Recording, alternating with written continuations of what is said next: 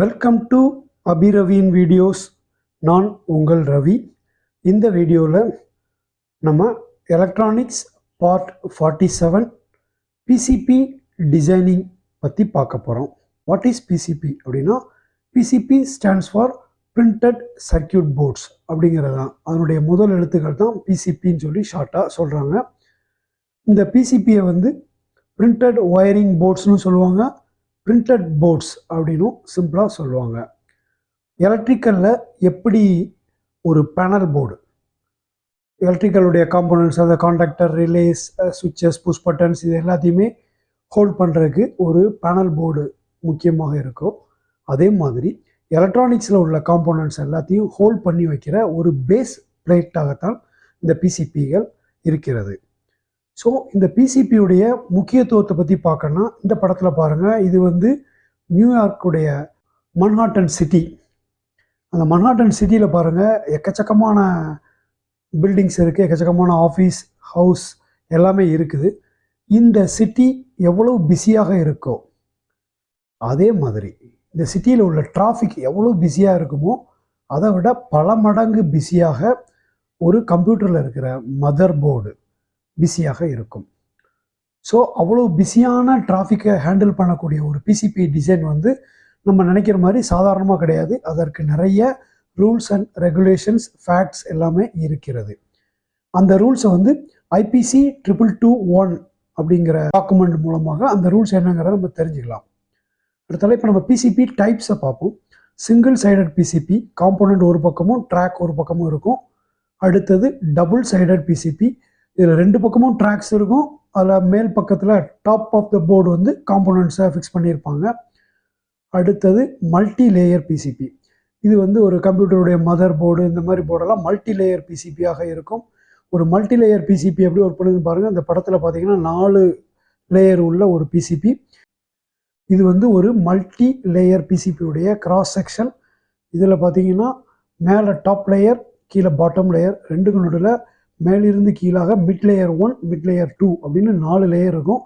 அந்த 4 லேயர் மூலமாக அந்த கனெக்ஷன்ஸை ப்ரொவைட் பண்ணியிருப்பாங்க. அடுத்தது ஃப்ளெக்சிபிள் பிசிபி, அடுத்தது ரிஜிட் ஃப்ளக்ஸ் பிசிபி. இந்த மாதிரி நிறைய டைப்ஸ் இருக்குது. பொதுவான கிளாசிஃபைன்னு பார்த்தீங்கன்னா பிசிபியை த்ரூ ஹோல் டைப், அப்புறம் சர்ஃபேஸ் மவுண்டிங் டைப் அப்படின்னு சொல்லி 2 விதமாக பிரிச்சிருப்பாங்க. த்ரூ ஹோல் டைப்பில் ஹோல்ஸில் காம்போனன்டோடைய லீட்ஸை சொருகி அதை சால்டர் பண்ணியிருப்பாங்க. சர்ஃபேஸ் மவுண்டிங்கில் அந்த சர்ஃபேஸ்லேயே அந்த காம்போனன்ட்ஸை சால்டர் பண்ணியிருப்பாங்க. இப்போ லேட்டஸ்ட்டாக வர பிசிபி, ஆட்டோமேட்டிக்கலி மேனுஃபேக்சர்டு பிசிபி எல்லாமே சர்ஃபேஸ் மவுண்டிங் டைப்பில் தான் வருகிறது. அடுத்தால பிசிபியுடைய ஸ்ட்ரக்சர் பாருங்கள். அதனுடைய பேஸ் மெட்டீரியல், அந்த சப்ஸ்ட்ரேட் என்னென்னு பார்த்தீங்கன்னா ஃபைபர் கிளாஸ், சில சமயங்களில் பிளாஸ்டிக்காக கூட இருக்கலாம். அடுத்தால copper layers, top layer, bottom layer, mid layers எல்லாமே காப்பர் லேயர்ஸ் இருக்கும். அப்புறம் சால்டர் மாஸ்க், அந்த பிசிபியில் எல்லா காம்போனன்ட்ஸையும் சால்டர் பண்ணதுக்கப்புறம் அதுக்கு மேலே ஒரு மாஸ்கிங் பண்ணியிருப்பாங்க. பச்சை கலர் அல்லது ப்ளூ கலர், அந்த மாதிரி கலரில் ஒரு மாஸ்கிங் பண்ணியிருப்பாங்க. அது எதற்காகனா ஷார்ட் சர்க்கியூட்டு ப்ரிவெண்ட் பண்ணுறதுக்கு. அது மட்டும் இல்லாமல் சால்டர் பண்ணுற டயத்தில் அதில் ஏதாவது சால்டர் பிரிட்ஜஸ் ஆகாமல் இருக்கிறதுக்கும் அதை மாஸ்க் பண்ணியிருப்பாங்க. அடுத்தால silk screen layer. Silk screen layer இது top layer of the printed boards. அதில் லேபிள்ஸை, அந்த காம்போனன்ட் லேபிள்ஸை பிரிண்ட் பண்ணியிருப்பாங்க. இது பிசிபியுடைய மேனுஃபேக்சரிங் ப்ராசஸ்ன்னு பார்த்தீங்கன்னா முதல்ல டிசைனிங், கம்ப்யூட்டரில் டிசைன் பண்ணிக்கணும். அடுத்தால அதை பிரிண்ட் பண்ணுறாங்க. அப்புறம் எச்சிங் பண்ணுறாங்க. எச்சிங் மூலமாக தேவையற்ற காப்பரை ரிமூவ் பண்ணிடுவாங்க. ட்ரில்லிங் பண்ணி அந்த ஹோல்ஸை ட்ரில் பண்ணுவாங்க. அப்புறம் பிளேட்டிங் பண்ணி அசம்பிள் பண்ணுறாங்க. இப்போது பிசிபியுடைய டிசைன் நம்ம பார்த்தீங்கன்னா முதல்ல எடுத்த உடனே நம்ம பார்க்க வேண்டியது மெஷர்மெண்ட். பிசிபியை என்ன யூனிட்டை வச்சு பிசிபியுடைய காம்போனன்ட் பிளேஸ்மெண்ட் இதெல்லாம் மெஷர் பண்ணிக்கிறாங்கன்னு பார்த்தீங்கன்னா தவ் அப்படிங்கிற யூனிட். இது 1 இன்ச்சில் 1000ல் 1 பங்கு. அதனால் இப்போ நார்மலாக பார்த்தீங்கன்னா ஐசியுடைய பின்ஸ் எல்லாம் என்ன ஸ்பேசிங்கில் இருக்கும் அப்படின்னு சொல்லி பார்த்தீங்கன்னா பிட்வீன் பின்ஸ் 100 தவ், அதாவது 0.1 இன்ச் இருக்கும். ஐசியுடைய ரோஸ் பார்த்தீங்கன்னா 300 தவ்வில் இருக்கும். பிசிபி டிசைனில் அடுத்த முக்கியமான பார்ட்ஸ் ட்ராக்ஸ். இந்த ட்ராக்ஸ் காப்பர் ட்ராக்ஸ், ஏன்னா காப்பர் லேயர் இருக்கிறதுனால அந்த காப்பர் லேயரில் காப்பர் ட்ராக்ஸ் இருக்கும். இது கண்டக்டிவிட்டி நல்லா இம்ப்ரூவ்டாக இருக்கும். அதனால் காப்பரை பயன்படுத்துகிறாங்க. அந்த ட்ராக்ஸுடைய சைஸஸை எப்படி மென்ஷன் பண்ணுவாங்கன்னா 10/10, அதாவது 10,000 by 10,000, 10/8, 8/8 இந்த மாதிரி சொல்லுவாங்க. அதில் முதல் பேராமீட்டர் வந்து 10 அப்படிங்கிறது வந்து ட்ராக் வித் இன் தவ், ரெண்டாவது பேராமீட்டர் வந்து ட்ராக் ஸ்பேசிங் இன் தவ். அடுத்தாப்புல அந்த பிசிபியுடைய காப்பர் லேயருடைய திக்னஸையும் ரொம்ப முக்கியமாக பார்க்கணும். ஏன்னா அந்த பிசிபி எவ்வளோ கரண்ட் கடத்த போகிறது, அதில் உள்ள காம்போனன்ட்ஸு அப்படிங்கிறதுக்கு அந்த காப்பர் லேயருடைய திக்னஸும் ரொம்ப முக்கியம். நார்மலாக அந்த திக்னஸ் எப்படி சொல்லுவாங்கன்னா அவுன்ஸ் பர் ஸ்கொயர் ஃபுட்னு சொல்லுவாங்க.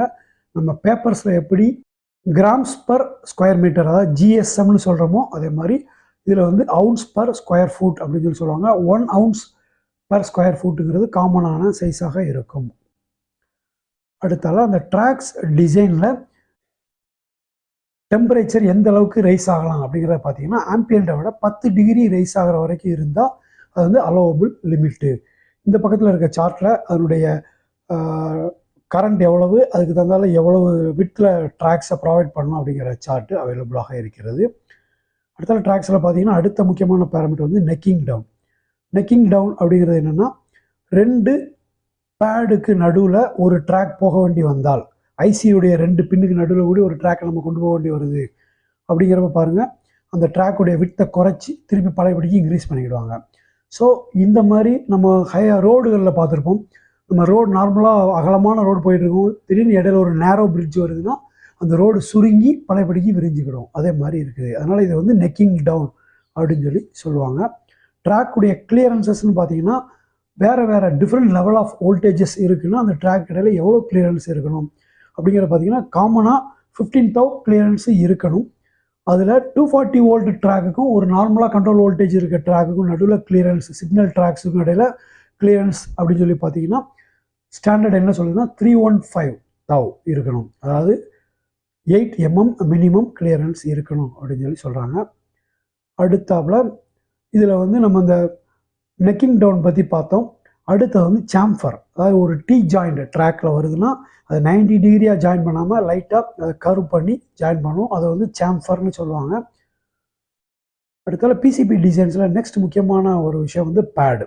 அந்த பேடில் தான் மெக்கானிக்கலாகவும் எலக்ட்ரிக்கலாகவும் அந்த காம்போனன்ட்ஸை அது கனெக்ட் பண்ணிக்கிடுது. ஸோ அந்த பேடுடைய டிசைன் ரொம்ப முக்கியம். இப்போ 2 டைப் ஆஃப் பிசிபி நம்ம சொன்னோம். த்ரூ ஹோல் பிசிபி சொன்னோம், அப்புறம் சர்ஃபேஸ் மவுண்டிங் பிசிபி சொன்னோம். 2க்கு தகுந்த மாதிரியும் அந்த பேட்ஸ் வந்து டிசைன் இருக்குது. த்ரூ ஹோலில் வந்து நடுவில் ஹோல்ஸ் இருக்கும், அதில் காம்போனண்ட்டை சொருகி நம்ம சால்டர் பண்ணணும். இப்போ அந்த பேட் ஹோல் ரேஷியோன்னு சொல்லி ஒரு ரேஷியோ உண்டு. அது என்னென்னா அந்த ஹோலுடைய டயமீட்டரில் 1.8 டைம்ஸ் ஹையராக அந்த பேடுடைய டயமீட்டர் இருக்கணும். இது வந்து ஒரு ஸ்டாண்டர்டு ரேஷியோ. இது இல்லாமல் ஒருவேளை நேரோவாக தான் இருக்குன்னா மினிமம் 0.5 mm லார்ஜராக அந்த பேடு வந்து அந்த ஹோலில் விட அதிகமாக இருக்கணும். அடுத்தால டியர் ட்ராப் அப்படின்னு சொல்லுவாங்க. இப்போ வந்து ஒரு பேடு வழியாக ஒரு ட்ராக் போகுதுன்னா அந்த ட்ராக் ஜாயிண்ட் ஆகிற இடம் வந்து பார்த்திங்கன்னா ஒரு ஸ்மூத்திங் அவுட் பண்ணியிருப்பாங்க, அதை ஷார்ப்பாக இல்லாமல். அது வந்து பார்க்குறதுக்கு டியர் ட்ராப் மாதிரி இருக்கும். இதை வந்து டியர் ட்ராப் அப்படின்னு சொல்லுவாங்க. அடுத்தால இந்த பேட்ஸுடைய சைஸ் என்ன எப்படி இருக்கணும் அப்படின்னு சொல்லி பார்த்தீங்கன்னா சைஸும் அதனுடைய ஷேப்பும் எப்படி இருக்கணும்னு பார்த்தீங்கன்னா நார்மலாக ரெசிஸ்டர், கெப்பாசிட்டர், டயோடு இந்த மாதிரி காம்போனண்ட்டுக்கெல்லாம் பேட் வந்து ரவுண்டாக இருக்கும். அது வந்து 70,000 நார்மலாக அதனுடைய சைஸ் வந்து இருக்கும். இப்போ ஒரு டுவெலின் லைன் ஐசி பார்த்தீங்கன்னா அதனுடைய பேட்ஸ்லாம் சர்க்கிளாக இல்லாமல் ஒரு ஓவல் ஷேப்பில் இருக்கும். அதனுடைய லென்த்து பார்த்தீங்கன்னா அந்த ஓவலுடைய லென்த் வந்து 90 to 100,000 இருக்கிற மாதிரி லென்த்தில் இருக்கும். அதில் நடுவில் ஹோல்ஸ் இருக்கும். அப்புறம் அதனுடைய 1வது பின், எப்போவுமே இந்த டுவெலின் லைன் ஐசியுடைய 1வது பின் அல்லது ஒரு கனெக்டர்னா கனெக்டருடைய 1வது பின் அல்லது ஏதோ ஒரு டிவைஸ் அதில் பின்னுக்கு நம்பர்ஸ் இருக்குன்னா அந்த 1ஆம் நம்பர் பின் வந்து எப்போதுமே ரெக்டாங்குலர் ஷேப்பில் இருக்கும். இது வந்து நமக்கு ஒரு ஐடென்டிஃபிகேஷனுக்காக இது பயன்படுத்தப்படும். அடுத்த பாயிண்ட் வந்து முக்கியமாக பார்க்க வேண்டியது வயாஸ். இந்த வயாஸ் வந்து ஒரு டபுள் லேயர் ஆர் மோர் தென் டபுள் லேயர் பிசிபிஸ்லாம் ஒரு லேயர்லேருந்து இன்னொரு லேயரை கனெக்ட் பண்ணுறதுக்கு இந்த வயாஸ் பயன்படுத்தப்படுகிறது. அந்த வயாஸ் பார்த்திங்கன்னா இந்த இதில் இருக்க மாதிரி இந்த ஹோலில் ஒரு காப்பர் டியூப் வந்து 2 பக்கமும் ரிவீட் பண்ண மாதிரி கனெக்ட் பண்ணியிருக்கும்.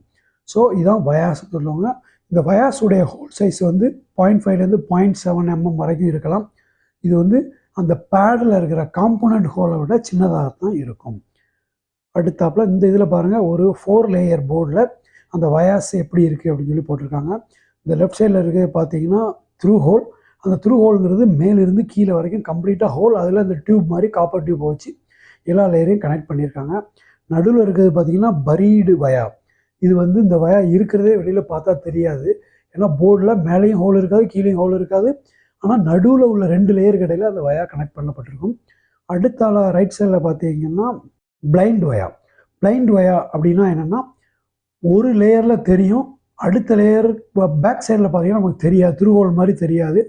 ஸோ இப்போ மேலே தெரிஞ்சதுன்னா பாட்டமில் திருப்பி பார்த்தோம்னா அந்த ஹோலே தெரியாது. ஏன்னா அது முதல் லேயருக்கும் மிட் லேயருக்கும் நடுவில் அதை கனெக்ட் பண்ணியிருப்பாங்க. இந்த மாதிரி பண்ணுவதன் மூலமாக காம்ப்ளிகேட்டடான சர்க்கியூட்ஸ் எல்லாமே இதன் மூலமாக டிசைன் பண்ணிக்கிறாங்க. காம்ப்ளிகேட்டட் ஒயரிங் இருந்தால் அதை டிசைன் பண்ணிக்கிறாங்க. அடுத்தால இப்போ ரூட்டிங்கிறத ட்ராக்கிங்னு சொல்லுவாங்க. ஒரு பேட்லேருந்து இன்னொரு பேடுக்கு, ஒரு காம்போனண்ட்லேருந்து இன்னொரு காம்போனண்ட்டுடைய லீடுக்கு கனெக்ட் பண்ணுறதுக்கு பேர் வந்து நெட் அப்படின்னு சொல்லுவாங்க. ஸோ அந்த நெட்டுடைய டிசைனில் அந்த ட்ராக்ஸ் வந்து 45 டிகிரியில் தான் இருக்கணும்.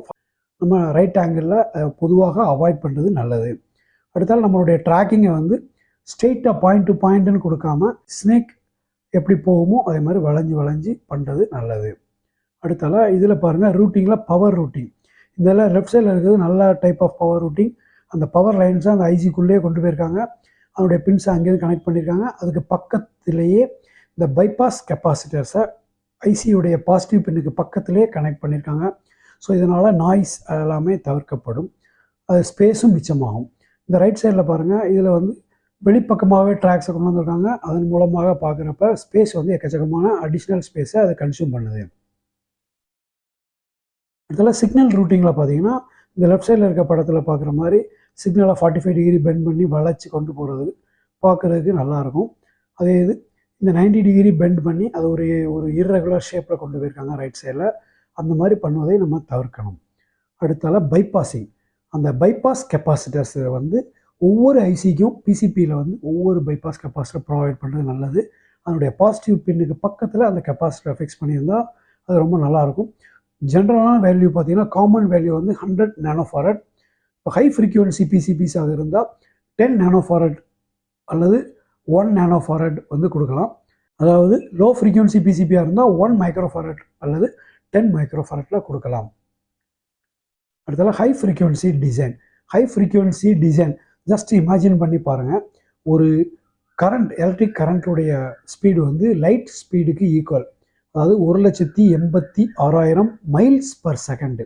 அப்படிங்கிறப்ப நம்ம பிசிபியுடைய ஃப்ரீக்வன்சி, ஒர்க்கிங் ஃப்ரீக்வன்சி வந்து மெகாஹெட்ஸ் ஜிகாஹெட்ஸ்லாம் பண்ணுறப்ப ஒரு 6 இன்ச்சு ட்ராக் இருக்குன்னா அந்த 6 இன்ச்சு ட்ராக்கில் 1 நேனோ செகண்டில் அந்த சிக்னல் போகும். அப்படிங்கிறப்ப அதில் வந்து அந்த ட்ராக்கிங் வந்து என்ன ஆகும்னா ஒரு டிரான்ஸ்மிஷன் லைன் மாதிரி மாறி அந்த கம்யூனிகேஷனில் எரர்ஸ் வர்றதுக்கு வாய்ப்புகள் இருக்குது. அப்போது ஒரு பிசிபியுடைய டிசைன் ஹை ஃப்ரீக்வன்சிக்கு ஸ்பெஷலாக ப்ராப்பராக பண்ணுறது ரொம்ப நல்லது. அடுத்தால டபுள் சைடட் லோடிங். இப்போ வந்து பிசிபியில் பார்த்தீங்கன்னா ஒரு சைடில் தான் முன்னாடி காம்போனன்ட்ஸ் வச்சுருந்தாங்க. இப்போ நிறைய காம்போனன்ட்ஸ் ஒரே பிசிபியில் காம்பேக்ட் பண்ண வேண்டிய வர நேரங்களில் பேக் சைட்லேயும் காம்போனன்ட்ஸ் கொடுக்குறாங்க. ஜென்ரலாக பார்த்தீங்கன்னா மேல் பக்கம் அந்த ஐசிஸ்லாம் போட்டுட்டு அந்த ஐசிஸுடைய பைபாஸ் கெப்பாசிட்டர் மாதிரி இருக்கிறதெல்லாம் கீழ் பக்கத்தில் கொடுத்துருவாங்க. டாப் ஆஃப் த பிசிபி ஹைட்டான காம்போனன்ட்ஸ் எல்லாம் பண்ணிவிட்டு பாட்டம் ஆஃப் த பிசிபி வந்து சர்ஃபேஸ் மவுண்டிங் டைப்பில் இருக்கிற காம்போனன்ட்ஸை ஃபிக்ஸ் பண்ணுவாங்க. அதனால் அந்த பிசிபியுடைய பாட்டம் சைடு வந்து ஹைட் வந்து ரொம்ப கம்மியாக இருக்கும். இது வரைக்கும் இந்த வீடியோவில் பிசிபி டிசைன் பற்றி நம்ம டீட்டெயிலாக பார்த்தோம். இந்த வீடியோ உங்களுக்கு பிடிச்சிருந்தா மறக்காமல் லைக் பண்ணுங்கள், ஷேர் பண்ணுங்கள், கமெண்ட் பண்ணுங்கள். எங்கள் சேனலை இது வரைக்கும் நீங்கள் சப்ஸ்கிரைப் பண்ணிடலன்னா மறக்காமல் சப்ஸ்கிரைப் பண்ணிவிடுங்க. தேங்க்யூ ஃபார் வாட்சிங் அபிரவின் வீடியோஸ். Thank you very much.